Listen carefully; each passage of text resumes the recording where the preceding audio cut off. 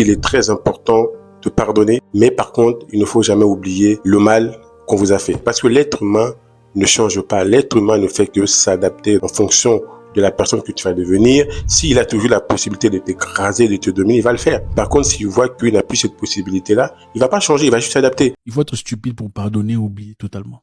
Un homme intelligent n'oublie pas. Et oublier ou ne pas oublier ne veut pas dire qu'on est rancunier. Absolument pas. Ça veut dire que tu m'as déjà fait quelque chose dans le passé. Il est donc de ma responsabilité de m'assurer que tu ne retombes pas pour les mêmes histoires. Voilà pourquoi je dis, il est important de pardonner, mais il ne faut jamais oublier. Parce que si tu oublies la même personne qui t'a fait souffrir, il va refaire la même chose. Oublier, c'est bête. Pardonner, ce n'est pas mauvais. Oublier, c'est stupide. Tu ne peux pas oublier. Moi, je fais partie des gens. La seule personne que je crois sans voir, c'est le Créateur. Les êtres humains, je crois en ce que je vois, c'est-à-dire le comportement et le caractère. En Afrique, on ne sait pas comment faire payer à quelqu'un. Pourquoi? Parce qu'on prie tôt. Dieu va le pardonner. Dieu va l'aider. On laisse entre les mains. Non, Dieu est trop occupé à gérer ces autres histoires. Si vous regardez dans les livres spirituels, on vous dit qu'il y a la paix, il y a aussi la guerre. Si vous ne savez pas comment faire la guerre, vous n'êtes pas un homme. Un homme sait quand est-ce qu'il faut faire la guerre. Oui, un homme, c'est quelqu'un, c'est pas une personne inoffensive. Hein. Un homme bien, c'est pas quelqu'un d'inoffensif. Un homme bien, c'est quelqu'un de très dangereux, mais qui volontairement choisit de garder le danger derrière. Parce que nous sommes en paix.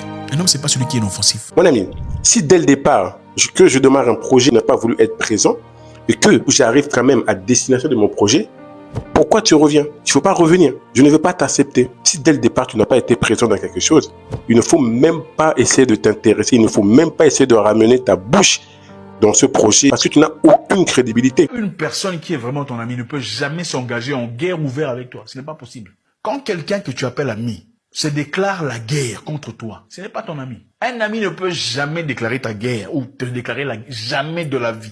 Jamais. Un ami peut ne pas te parler, t'éviter pendant un temps. Il s'en va, il disparaît, pas de contact. Un ami peut faire ça jusqu'à ce que les choses redeviennent bien. Mais celui qui te déclare la guerre ouvertement, comme on dit, toi tu mets, moi je mets, on s'en fout, tout ça. Hein, moi j'achète ça, tu achètes. C'est pas ton ami, c'est ton ennemi le plus farouche. En fait, il y a beaucoup d'ennemis qui se déguisent en amis. Hein, vous êtes dans un même groupe là, tout ça. Mon cher, vous êtes en comparaison, compétition, non dit, hein, des comportements inédits, frénétiques. Comparaison, moi je suis dans quelle maison, lui il est dans quelle maison, moi j'ai dans quelle voiture, lui il est dans quelle voiture, moi j'ai acheté quelle voiture à ma femme.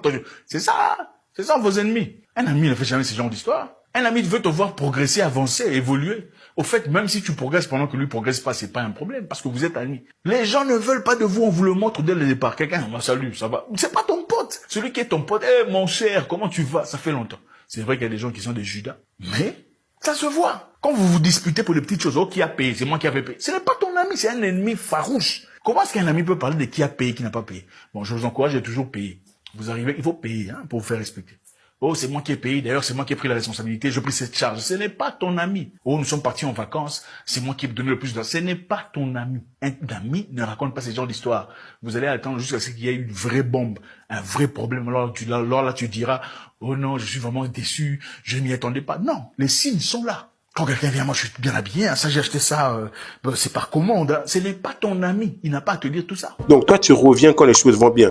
Bref, maintenant, il y a motivation.